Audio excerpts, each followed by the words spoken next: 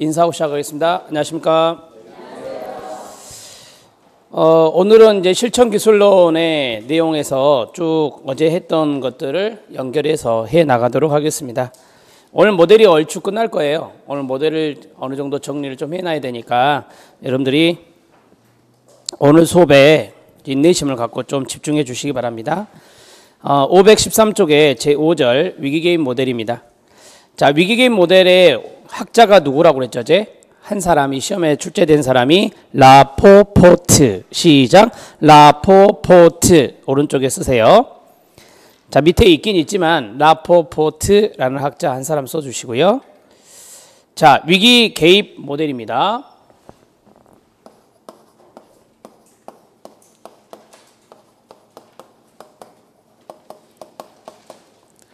자, 위기게임 모델에서 위기의 동그라미요. 요걸 물어보는 것이 시험 문제에 종종 나옵니다. 그래서 거기 보면 위기의 개요 이렇게 나오죠. 이거부터 해결하자라고 하는 거죠. 영어로는 크라이시스라고 하는데요.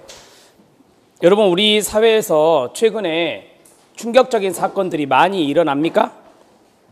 많이 일어납니다. 중국에서는 행자부, 그러니까 지방 공무원인데 10명이 갑작스럽게 사망을 했죠. 그러면 그 가족들을 한번 생각해 보세요. 충격에 빠졌을 거죠.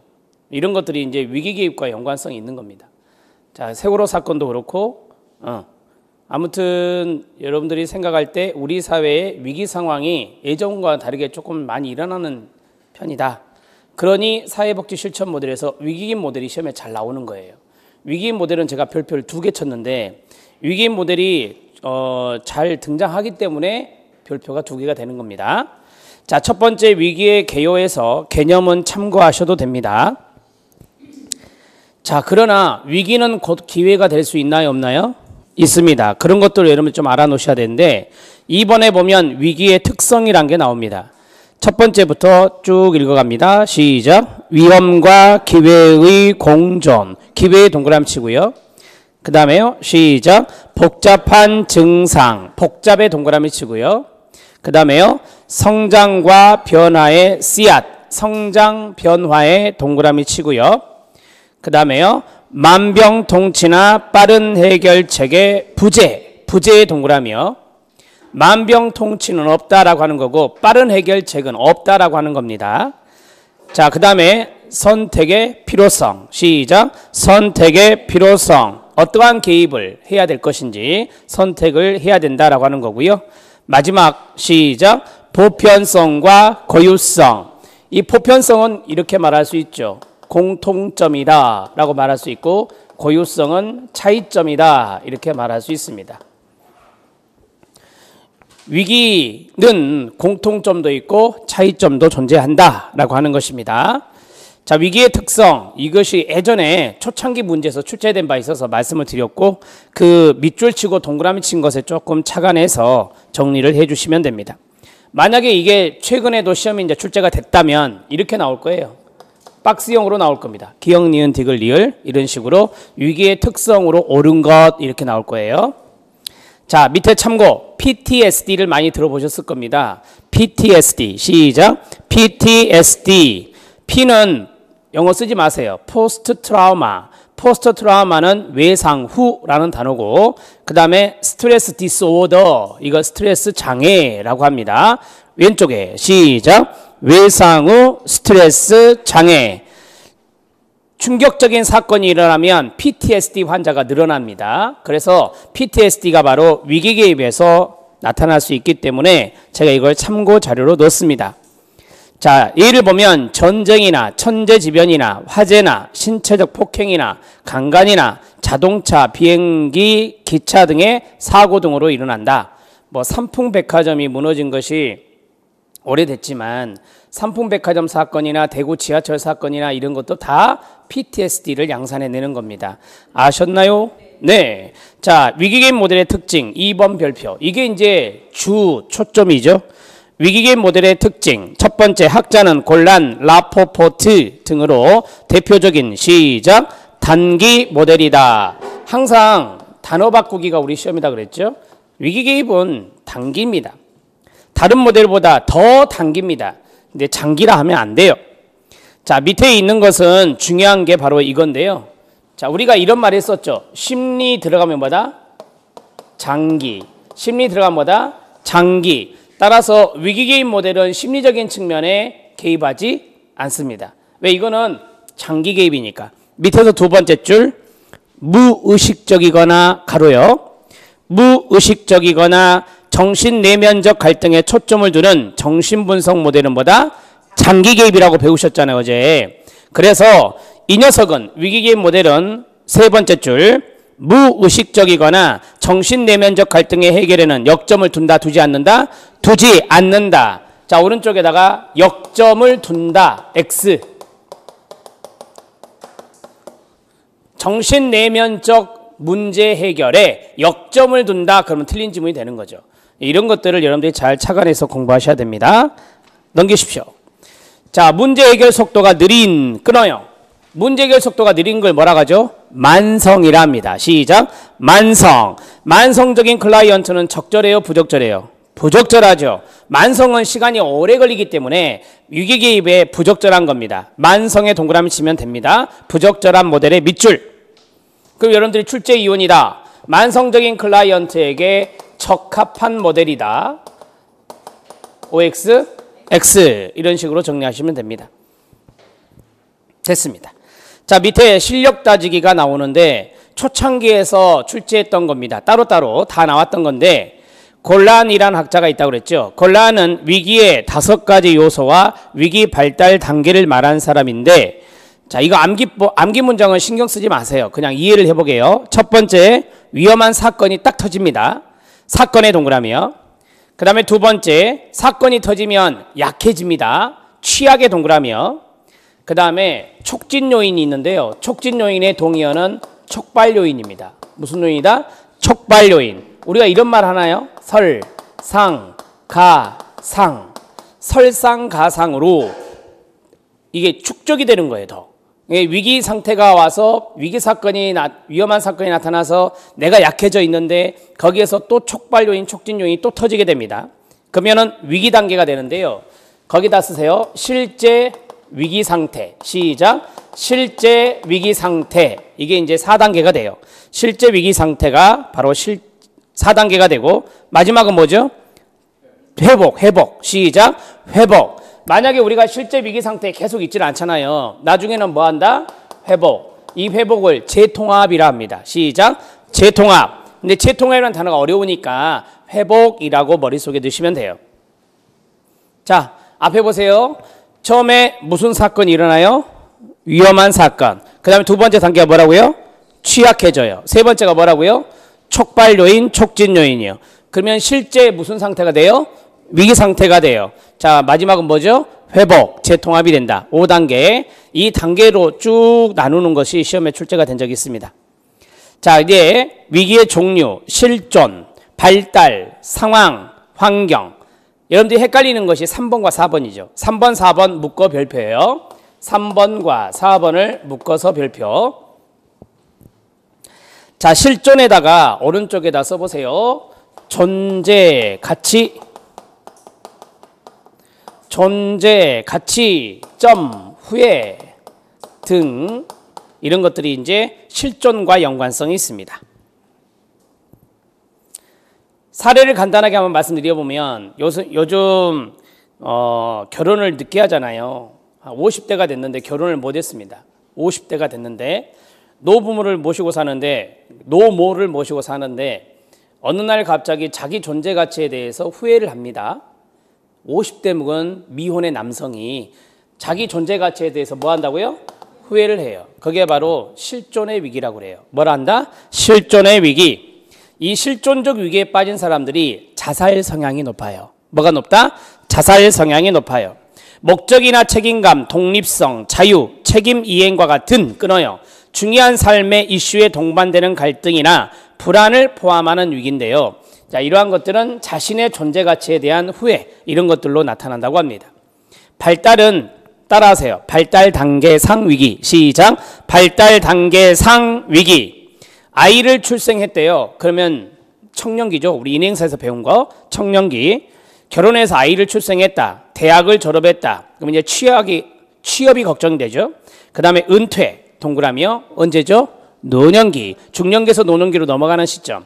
이게 이제 발달 단계에서 나타나는 것들이에요. 발달적 위기라고 볼 수 있겠습니다. 상황과 환경을 어떻게 하시면 되냐면 이렇게 하시면 돼요.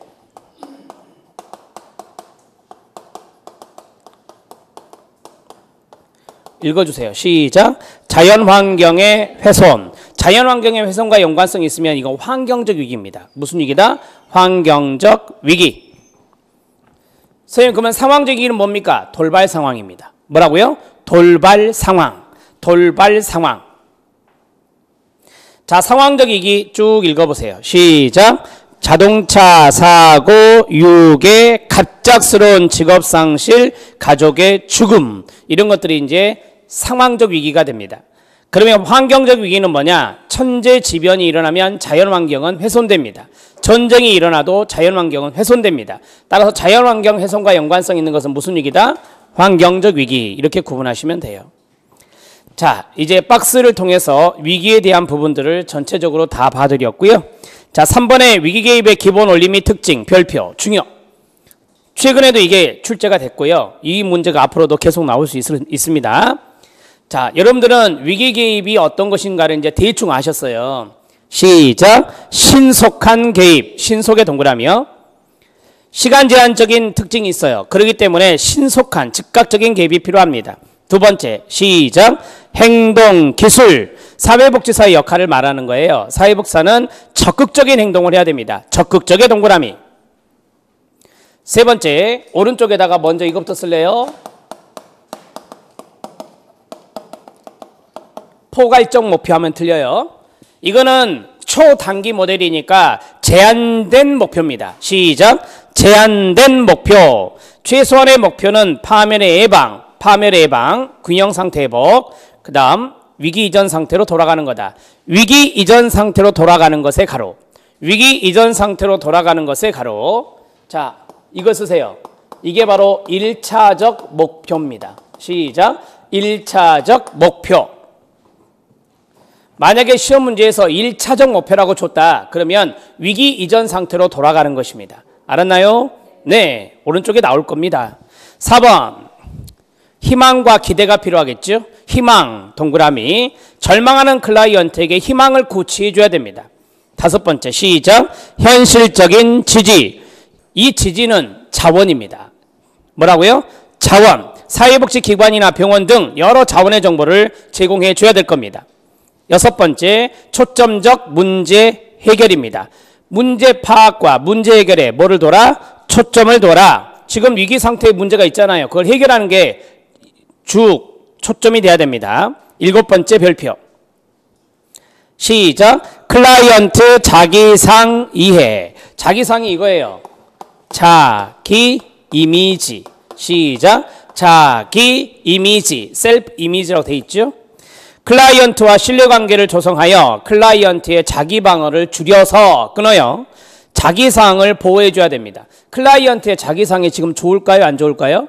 안 좋겠죠. 그래서 자기 방어를 줄여야 됩니다. 자기 방어가 높은데 그걸 줄인다는 것은 표현한다는 거예요. 뭐 한다? 표현한다. 그래서 자기상을 보호하고 건전한 자기상을 확립하도록 원조해 줘야 될 것입니다. 따라하세요. 부정적인 자기상이 되지 않도록. 시작. 부정적인 자기상이 되지 않도록 도와주는 겁니다.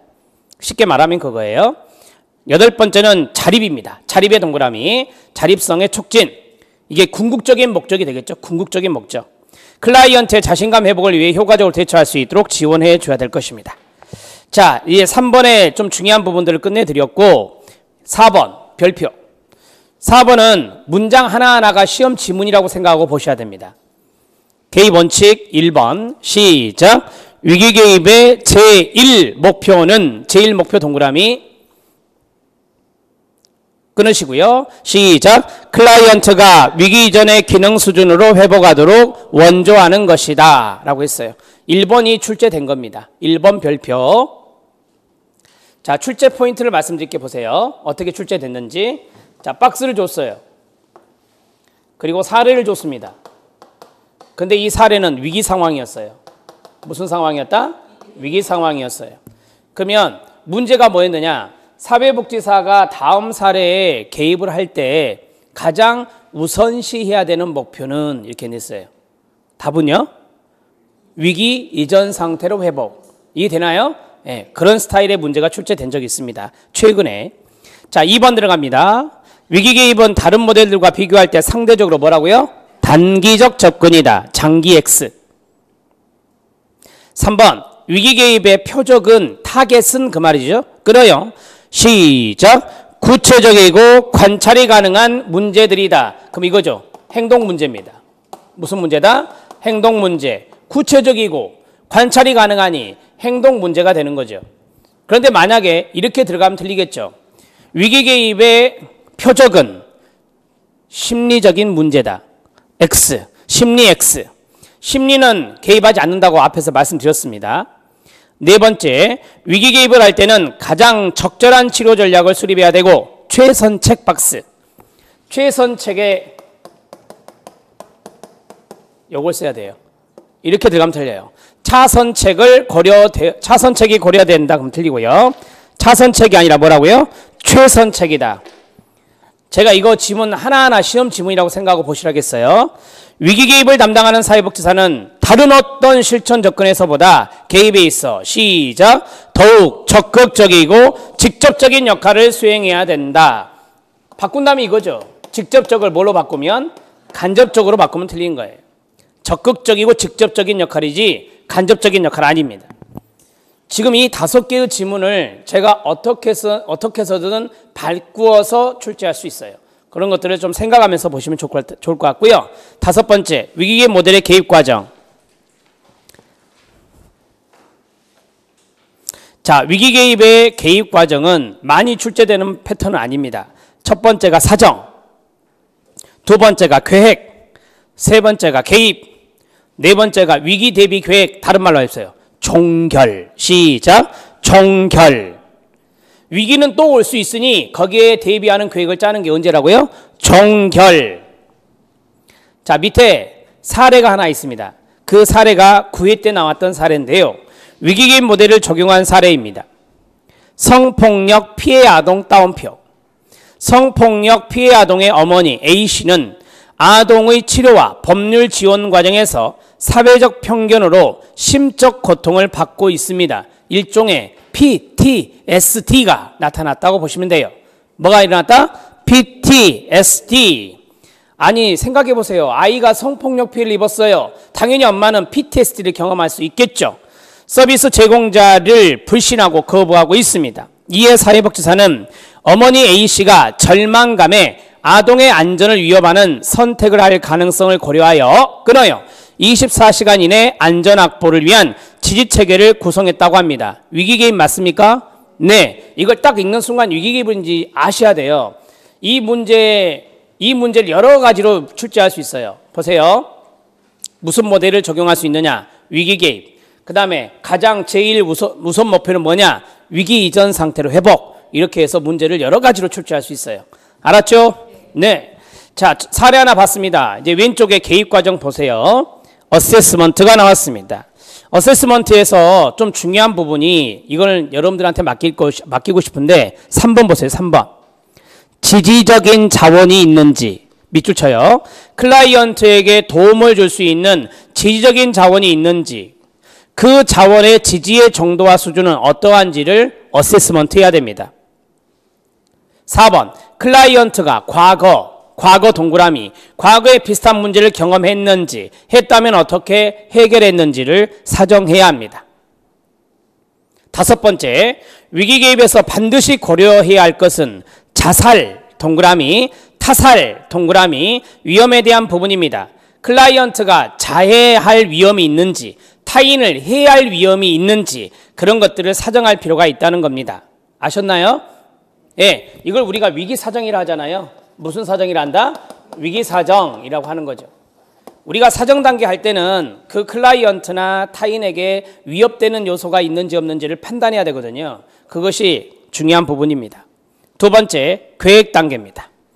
위기로 인해 클라이언트의 기능에 어느 정도 손상이 있는지 끊어요. 일상생활 수행이 어느 정도 회복될 것인지 직업, 가사, 부모 역할 등에서 얼마나 회복될 수 있는지, 클라이언트 주위 자원들은 어떻게 반응하고 있는지, 자원들로부터 클라이언트는 어떤 도움을 받을 수 있는지에 대한 뭐를 짜라? 계획을 짜라 라고 했어요. 계획의 동그라미요. 자, 우리 배운 대로 하세요. 이때 뭐를 설정해야 되죠? 그렇지. 목표를 설정해야 됩니다. 위기 개입을 하는 사회복지사도 계약을 맺습니다. 자, 뭘 맺는다고요? 계약이라는 걸 맺어요. 그래서 목표 설정과 계약이 이 계획 단계에 들어있는 겁니다. 2번 보면 첫 번째 줄에 장, 단점, 평가와 목표 동그라미요. 목표만, 목표로 무엇을 추구할 것인지에 대한 행동 계획을 짜야 됩니다. 과거에 사용했었던 대처 전략을 확인해 보고 이를 다시 활용하면 효과가 있을 것인지 아닌지를 결정하는 것이 포함되는 게 바로 계획이라고 볼 수 있습니다. 자, 봐봐요. 우리가 어세스먼트 단계 때 이 사람이 과거에 문제가 있었대요. 그런데 해결을 했었어요, 한번. 그러면 그것을 우리가 알았잖아요, 사정 단계 때. 그러면 그 방법을 계획 단계 때 수립할 수 있겠죠. 왜? 한번 해결해 본 적이 있으니까. 그래서 그러한 계획을 세울 수 있을 것 같습니다. 개입입니다. 개입 오른쪽에다가 쓰세요.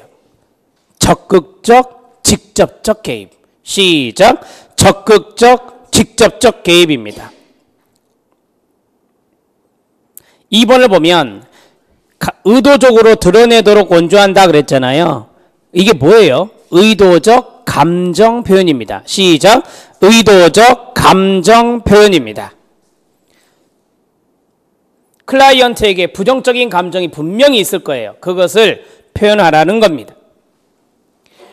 그 다음에 세 번째, 과거의 클라이언트에게 어떤 대처 방식이 성공적으로 사용되었는지, 지금의 위기에도 이를 적용할 수 있는지 탐색해보고, 시작. 새로운 대처 기제, 가로 딱 쳐요. 새로운 대처 기제로 무엇이 적절한지를 탐색해서 그것을 하게 해야 되는 겁니다.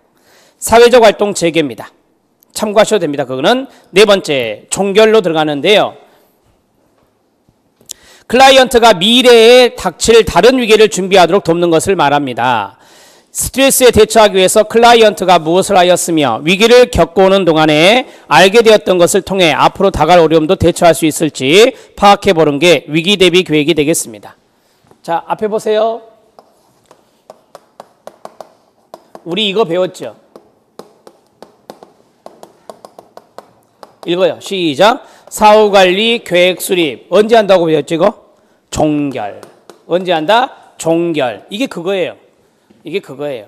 앞으로 미래에 위기가 닥쳐올 수 있잖아요. 거기에 따라서 대비 계획을 짜는 거니까 위기 대비 계획은 종결이기도 하지만 사후관리 계획을 세우는 것입니다. 이런 것들은 어디에서나 똑같이 적용된다는 것을 알고 계시면 돼요. 자, 5절은 이렇게 해서 끝내시면 됩니다. 우리가 이제 위기 개입 모델 하면 가장 중요한 게 뭐냐면 개입 원칙이라든지 특징이에요. 그 부분이 시험에 잘 나오기 때문에 그러한 것들을 잘 살펴주시기 바랍니다. 6절에 보면 사례관리가 나옵니다. 사례관리는 별표가 몇 개짜리? 3개짜리. 이거는 우리가 한 타임 쉬고 할 거고요. 이건 시간이 좀 걸리거든요. 자, 7절 보세요. 역량 강화 모델. 역량 강화 모델 오른쪽에 뭐라고 써졌죠? 임파워먼트 모델, 고난부여 모델 돼 있나요? 네, 우리 시험의 대표 용어는 이거예요. 역량 강화와 임파워먼트예요. 별표 하나씩 쳐주세요. 역량 강화의 별표 하나, 임파워먼트 모델의 별표 하나. 대표 용어예요. 자, 밑에 각주를 잠깐 봐주세요. 각주를 보면 고난부여는 클라이언트와 협력의 동그라미. 여러분 협력하면 생각나는 게 파트너십이죠. 시작. 파트너십. 파트너십. 다양한 계층에 대한 수용의 동그라미. 발전 가능성에 대한 뭐다? 믿음. 여기서 중요한 건 가능성입니다. 시작. 가능성. 누가 발전 가능성이 있다는 거죠? 클라이언트가. 그 다음에 독특성을 인정하는 뭐다? 개별화의 동그라미. 이렇게 고난부여의 특징을 잡을 수 있습니다. 자, 그러면 위로 올라갑니다. 역량 강화의 개념. 사전적 정의로는 임파워먼트입니다. 영어. 권한을 부여한다.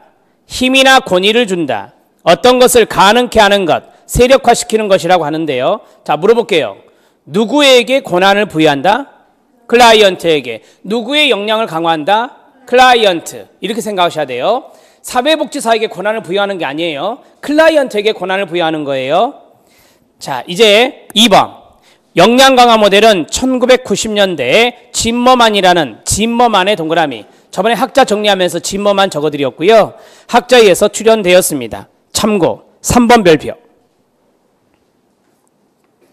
자, 여러분들 이거 생각나요? 우리가 앞에서 권한부여 기술을 배웠어요. 어제 배운 것 같은데 거기에 보면 클라이언트가 스스로 자신의 삶을 뭐하도록? 통제하도록. 뭐한다? 원조해 주는 거다. 어제 말씀드린 거예요. 그게 3번에 있어요. 읽어요. 시작. 임파워먼트의 목적은 클라이언트 스스로가 자신의 삶을 통제하도록 끊어요. 사회복지사가 뭐한다? 원조한다. 그래서 사회복지사는 파트너라고 제가 말씀을 드렸었고요. 즉 그들 자신의 삶에 대한 집단적 통제력을 획득하는 방법에 관한 이론으로 시작. 클라이언트에게 결여된 힘을 뭐한다? 증대시키는 거예요. 그게 바로 역량 강화죠. 시작. 역량 강화. 자, 됐습니다. 5번 보세요. 취약한 클라이언트 집단은 무기력하고 무력하여 필요한 환경 자원을 스스로 이용하지 못하고 스트레스 상황에 효과적으로 대처하지 못합니다. 따라서 이러한 클라이언트가 충분하게 자신의 삶을 통제하도록 뭐한다? 원조해 주는 거죠. 제가 어제 어떤 이야기 해드렸냐면 이주 노동자라든지 빈민이라든지 노숙인들에게 뭐요?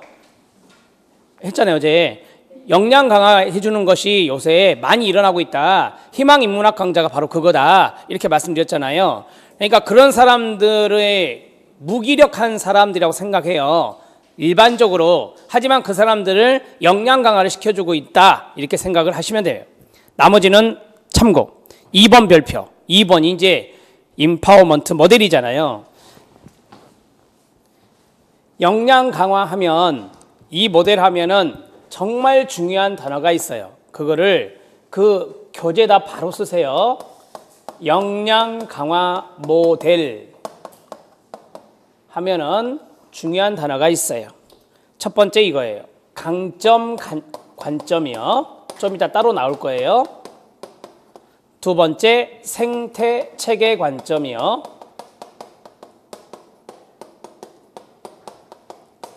세 번째 파트너십이요.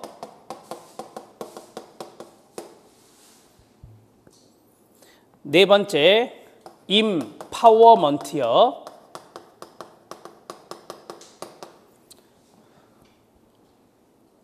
임파워먼트가 우리말로 역량 강화니까 이거는 영어로 주어질 수 있어요.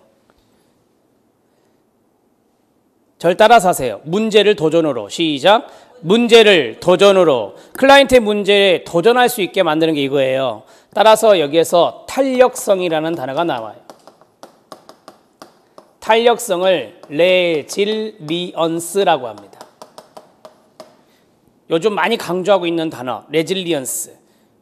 탄력성. 탄력성은 도전이라는 단어가 숨겨져 있습니다. 뭐가 숨겨져 있다? 도전입니다. 역량 강화의 주체가 누구라 했더라? 클라이언트. 주체가 누구다? 클라이언트. 자, 그러면 들으세요. 주체면 권리 주체가 되는 건데 어려운 말씀입니다. 클라이언트는 소비자다. 시작. 클라이언트는 소비자다. 우리가 보통 클라이언트는 혜택을 받는 사람 이렇게 알고 있어서 수혜자라는 말을 많이 써요. 수혜자라는 말을 쓰는데 수혜자로 보지 않고 클라이언트를 뭐로 본다? 소비자로 봅니다. 자, 이러한 단어들을 먼저 써놓으시면 도움이 됩니다.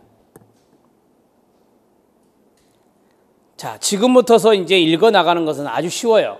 이거를 어느 정도 알고 들어가셔야 되니까 미리 말씀을 드렸고요. 1번. 생태체계 관점을 통합하면서 끊어요. 생태체계 나왔다. 그럼 뭐라겠죠?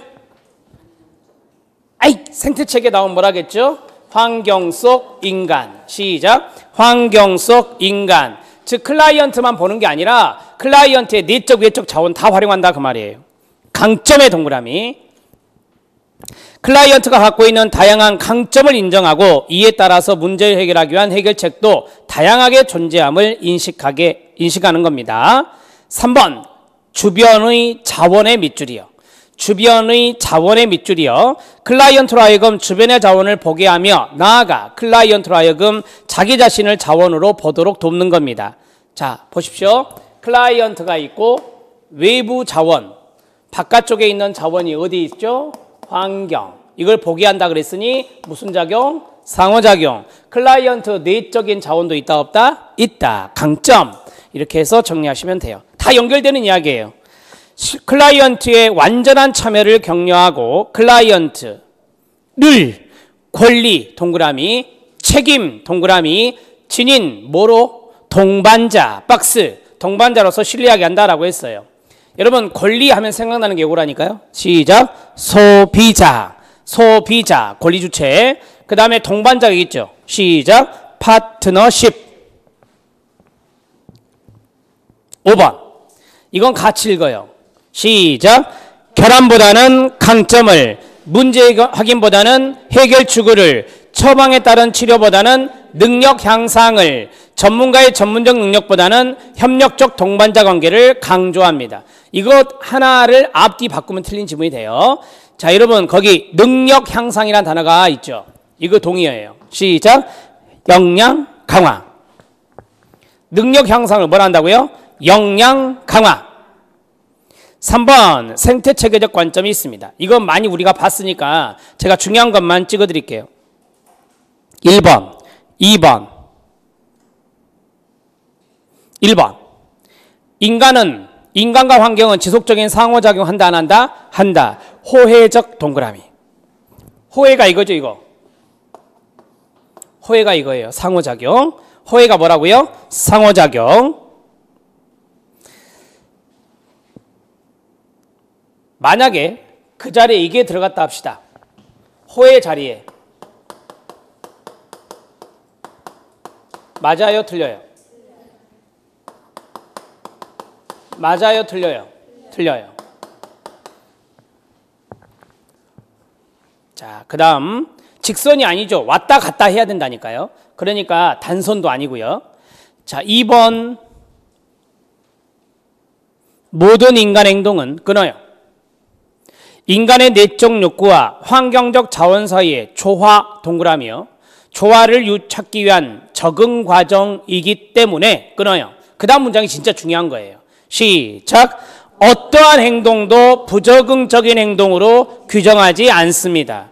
즉 임파워먼트 모델은 봐요. 클라이언트는 뭘 가지고 있다? 강점을 가지고 있다. 그러니 클라이언트는 뭐가 가능하다? 적응이 가능하다. 시작. 적응이 가능하다. 그러니까 어떠한 행동도 부적응적 행동이라고 보지 않아요.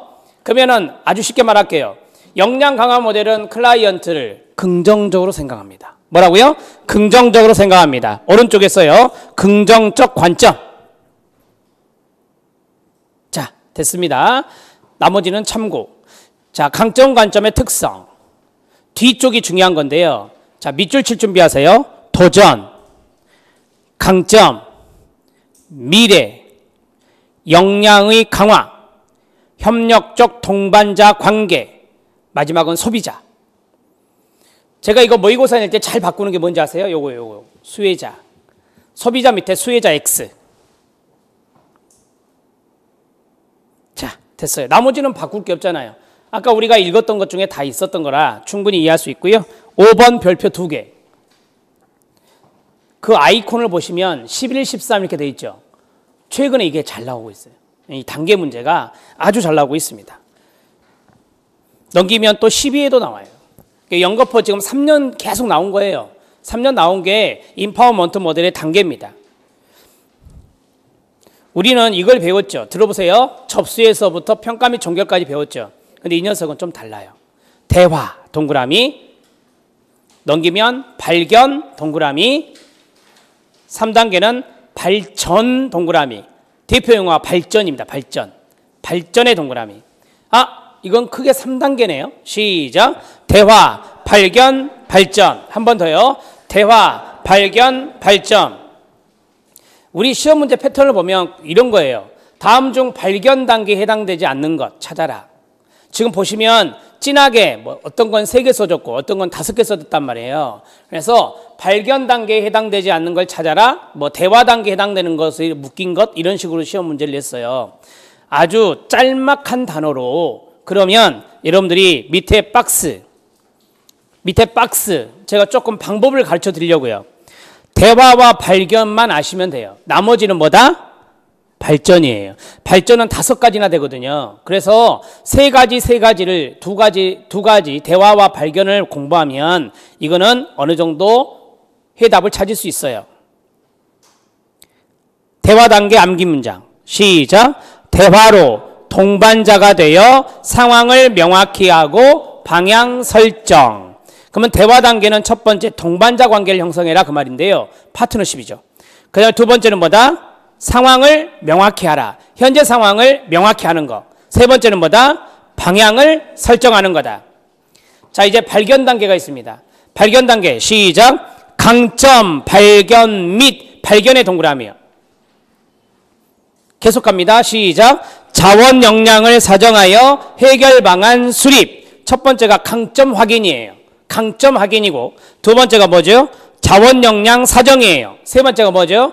해결 방안 수립이에요. 이렇게 세 개 끝내버리면 나머지는 발전 단계다 이렇게 정리하시면 돼요. 이렇게 하면은 문제 풀어낼 수 있을 겁니다. 자, 이제 앞으로 넘어갈게요. 좀 큰 틀을 잡아드렸으니까 대화 단계 지금부터 이렇게 쓸 준비하세요. 1, 2, 3. 1 뭐죠? 파트너십의 형성. 2 뭐죠? 현재 상황의 명확화. 3 뭐죠? 방향 설정. 1, 2, 3을 쓰세요. 그래야 보이니까. 사회복지사가 클라이언트의 현재 상황, 중요한 욕구, 강점을 뭐를 통해? 대화를 통해 알아가는 단계입니다. 사회복지사는 클라이언트와의 협력적인 관계에서 도전 동그라미. 앞에 보세요. 여기 있죠? 도전, 문제를 도전으로. 시작. 문제를 도전으로. 도전이 무엇인가를 밝히고 자원과 능력을 식별하는 과업을 수행합니다. 넘기십시오. 2단계. 또 똑같이 1, 2, 3 쓰는 센스가 필요하겠죠? 시작. 강점의 확인의 1, 자원의 역량 사정의 2, 해결 방안 수립의 3입니다.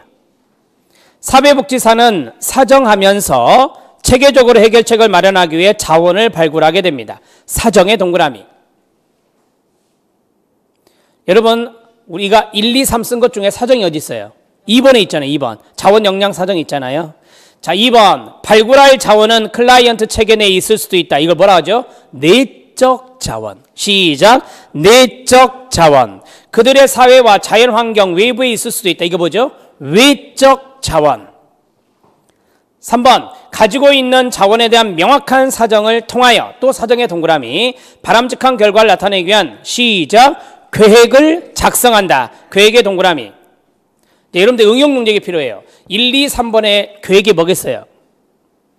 해결 방안 수립이 계획이죠. 해결 방안 수립이 뭐라고요? 계획입니다. 강점과 해결 방안이 구체화되어야 다음 3단계인 발달 단계, 다른 말로 발전 단계에서 구체적인 계획 활동이 나타날 수 있습니다.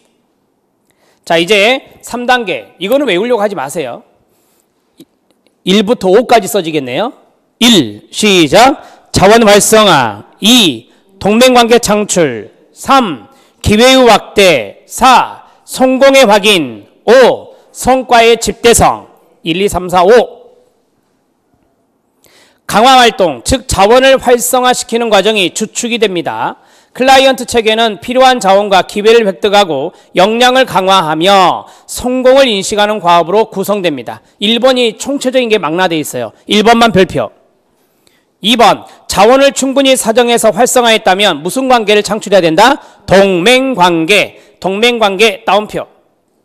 어떠한 기회가 있으면 그 기회를 확대시킬 수 있는 동기부여를 충분히 해줘야 됩니다. 자, 이거는 이렇게 생각하시면 돼요.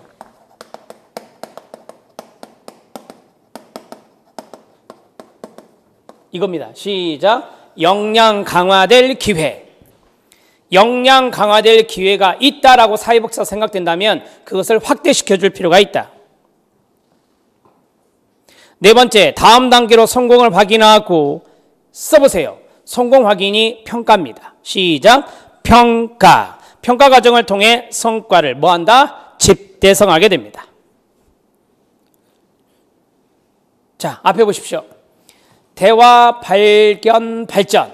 3개예요. 그러면 거기서 2가지는 해결하셔야죠. 그렇잖아요. 우리가 공부할 것이 3개예요, 3개. 그러면 요거 2가지는 해결을 해야 하나가 나머지가 될 거 아니에요. 근데 이게 5개니까 앞에 있는 3개를 머릿속에 넣으면 되네요. 알았죠? 네. 자, 설명 들으세요. 쓰려고 하지 마세요. 대화 단계가 1단계였어요. 라포 형성해야 되죠. 오케이. 그게 파트너십이에요. 자, 신뢰관계니까. 그 다음에 2번째가 뭐냐? 이 사람이 지금 도전해야 될 것이 무엇인지 현재 상황을 명확히 할 필요가 있다 없다? 있겠죠. 도전할 것이 무엇인지. 그 다음에 3번째는 방향을 설정합니다. 뭘 설정한다? 방향을 설정합니다. 우리가 보통 초기 단계 때 이런 거 하잖아요. 우리 기관에서 이 사람의 역량 강화가 가능할까? 아니면 가능하지 않을까? 그러면 가능하면 하고 가능하지 않으면 뭐 한다겠죠? 의뢰한다겠어요. 방향 설정. 자, 그 다음에 이제 우리 기관에서 하기로 했어요. 그러면 이제 뒤에 발견 단계가 들어가요. 이 녀석은 무슨 관점이요? 강점, 관점. 뭘 발견해야 돼요? 강점을 확인해야 되겠죠. 그 다음에 2번째, 내적 자원과 외적 자원이 있다. 그것을 뭐하라? 사정해야죠. 3번째는 계획을 짠다 그랬잖아요. 계획은 뭐라고요? 해결 방안 수립. 여기까지가 발견 단계예요. 머릿속에 차곡차곡 이렇게 집어넣어주면 돼요. 저는 굳이 안 외우고 그냥 접수에서부터 계획 단계까지 머릿속에 갖고 있는 것을 체계적으로 딱딱딱 대입해서 넣거든요. 그러니까 외우는 거는 한계가 있잖아요. 우리 8영역이나 되는데 외우는 거 한계가 있기 때문에 접수에서부터 평가 및 종결까지 배웠으면 이것을 탁 집어넣어주는 것 연습만 하시면 돼요. 자, 이제 병리 관점과 강점 관점의 비교 들어갑니다. 시험은 병리가 나올까요? 강점이 나올까요? 당연하죠. 강점이 나오죠. 강점이 나오는데 옳지 않은 것으로 병리를 넣겠죠. 그래서 강점 관점의 별표 한 장 넘겨보세요. 심화학습에 보면 전통적 문제 해결 과정이란 게 있어요. 그쵸? 표에서 왼쪽에 있는 게 바로 병리가 돼요. 병리. 뭐라고요? 병리. 그러면 역량 강화 과정은 뭐겠어요? 강점. 이게 되는 거예요. 자, 이거는 여러분들한테 심화학습으로 던져주는 거예요. 우리 문제는 앞페이지에 있는 거예요. 뒷페이지에 있는 게 아니라 뭐라고요? 앞페이지에 있는 거. 그게 시험에 더 잘 나와요. 527쪽을 말씀드리고 있는 거죠. 자, 병리 관점. 그 다음 밑에 뭐요? 강점 관점. 이렇게 있습니다. 강점 관점이 시험에 잘 출제되니 거기에 대한 키워드를 적어 드릴 테니까 밑에 빈 공간에 써보세요.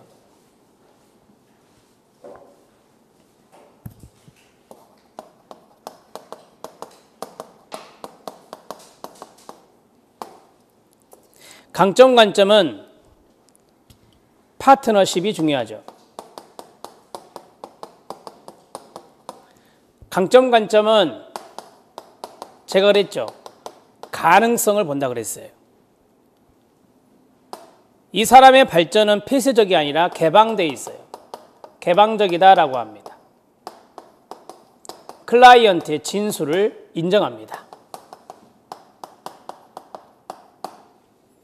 회의적으로 생각하지 않아요. 클라이언트의 진술을 뭐한다? 인정합니다. 그래야 강점 관점이 될 수 있겠죠.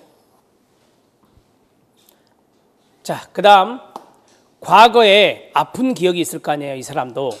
하지만 그 사람은 그 과거의 외상이라는데요. 트라우마.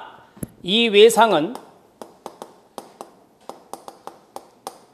이 사람을 강하게 할 수도 있고 또는 약하게 할 수도 있다 그래요. 과거의 외상은 이 사람을 강하게 할 수도 있고 뭐한다?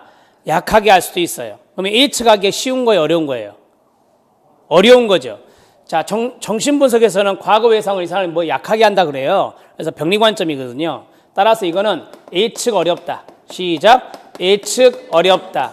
강하게 할 수도 있고 약하게 할 수도 있으니 예측 어렵다. 이렇게 해서 시험 문제화 될 수도 있습니다.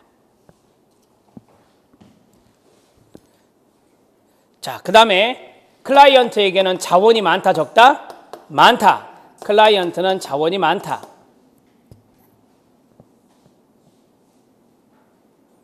클라이언트를 변화시킬 수 있는 사람은 사회복지사뿐만 아니라 클라이언트의 가족이 될 수도 있고 클라이언트 자신이 될 수도 있다. 이걸 한마디로 뭐라고요? 자원이 많다. 자, 이제 한번 해보겠습니다. 1번 강점이요. 개인을 강점, 동그라미요. 기질, 재능, 자원을 가진 독특한 존재로 규정합니다. 2번 별표, 치료의 초점은 가능성의 동그라미, 가능성에 있습니다. 3번 클라이언트의 진술은 끊어요. 그 사람을 알아가고 평가하는 중요한 방법 중에 하나고 4번 별표, 진술을 뭐한다? 인정합니다. 인정한다 밑줄. 5번은 같이 읽어야 돼요. 시작. 어린 시절의 상처는 개인을 약하게 할 수도 있고 강하게 할 수도 있다. 즉 어린 시절의 상처, 즉 외상은 미래를 예측하기 어렵다.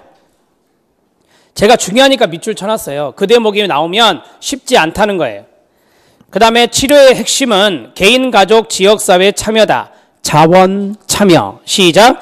자원 참여. 그래서 개인, 가족, 지역사회가 클라이언트 삶에 뭐가 된다? 전문가가 될 수 있습니다. 8번 별표. 여기 있네요. 개인의 발전은 항상 어떻게 된다? 개방되어 있다. 개방의 동그라미. 변화를 위한 자원은 모두가 될 수 있는데요. 개인이나 가족이나 지역사회, 강점, 능력, 적응 기술이 될 수 있습니다. 10번 별표. 요거 생각해 내세요. 요겁니다. 시작. 돕는 목적은 그 사람의 삶에 함께하며 끊어요. 이게 뭔데요? 파트너십. 가치를 확고히 하는 것이다. 누구의 가치일까요?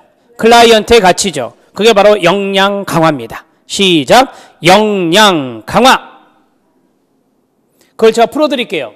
강점 관점에서 클라이언트를 돕는 목적은 그 사람과 협력적 동반자 관계를 가지면서 그 사람의 가치, 그 사람의 역량을 키워주는 거예요.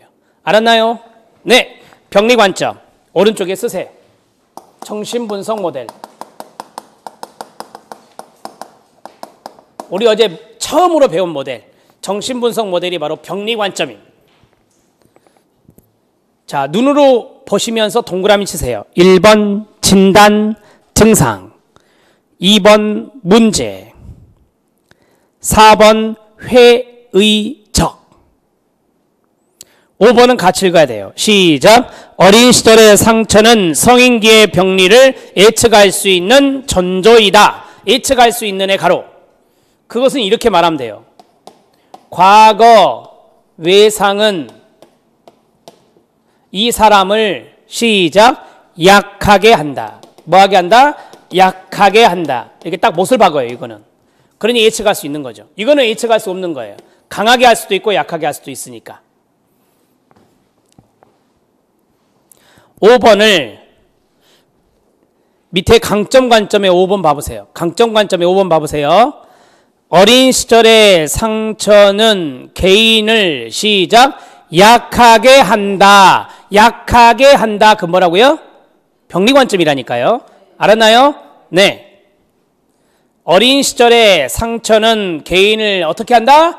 약하게 한다. 그렇게 딱 잘라 말하면 이거는 병리 관점이 된다고요. 6번 위로 올라갔습니다. 치료의 핵심은 실무자에 의해서, 실무자가 누구겠어요? 치료자가 되겠죠. 실무자에 의해 고안된 치료 계획이다. 사회복지사는 클라이언트 삶에 뭐가 된다? 전문가가 된다. 개인의 발전은 병리에 의해서 뭐 된다? 제한된다. 제한의 동그라미요. 변화를 위한 자원은 누구의 힘이 가장 중요해요? 전문가의 힘이 가장 중요하죠. 전문가의 지식과 기술이다. 10번 별표. 10번에서 중요한 단어 2개만 찍으시면 돼요. 부정적 증상 감소. 시작. 부정적 증상 감소. 부정적 증상을 감소시키는 게 목적인 게 뭐라고요? 병리 관점. 여러분이 아신 대로 병리 관점은 병원에서 쓰는 거잖아요. 그래서 이런 단어를 아주 좋아해요. 증상. 그 다음에요. 진단. 이런 것을 아주 좋아하는 거예요. 돕는 목적은 행동, 감정, 사고, 관계의 부정적인 개인적, 사회적 결과와 증상의 영향을 뭐한다? 감소하는 것입니다. 이해됐죠? 네, 이제 한 장 넘기면 조금 더 이해하기가 더 좋을 겁니다. 역량 강화 과정 거기 밑에 쭉 훑어내리겠습니다. 강점, 중심. 문제를 시작. 도전과 기회로 적극적으로 인식한다. 그 다음에 분석적이다, 총체적이다. 총체적이다. 분석적인 것은 전통적. 이거 분석적 이거예요. 진단. 분석적이 뭐라고요? 진단. 그럼 총체적인 건 뭐냐면 그 사람의 강점이 심리적인 부분에 있을 수도 있고 신체적인 부분에 있을 수도 있고 사회적 부분에 있을 수 있잖아요. 그래서 총체적인 부분을 보는 겁니다. 네 번째, 클라이언트 자신의 관점에서 정보 수집, 민속지향적, 대화적, 목적적이다. 왼쪽 한번 볼래요? 병원에서 많이 쓰는 거죠. 전문가적 관점 중심이고 질문식 인터뷰를 하잖아요. 그렇죠?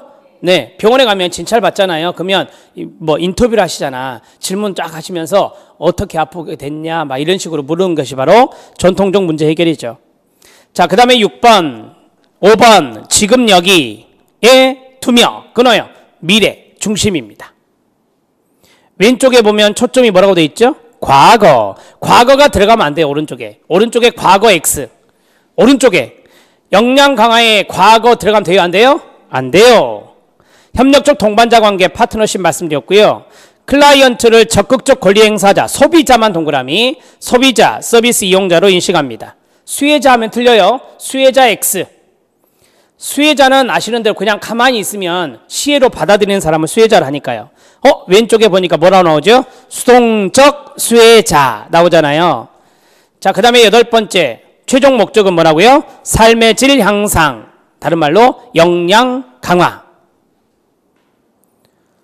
자, 여기 지금 심화학습에 나와 있는 것은 우리 시험에 9회 때는 지금 제가 분석을 해봤을 때 9회가 좀 가까워서 9회라고 9자라고 써놨고요. 가장 많이 출제된 것은 앞부분이라고 생각하시면 됩니다.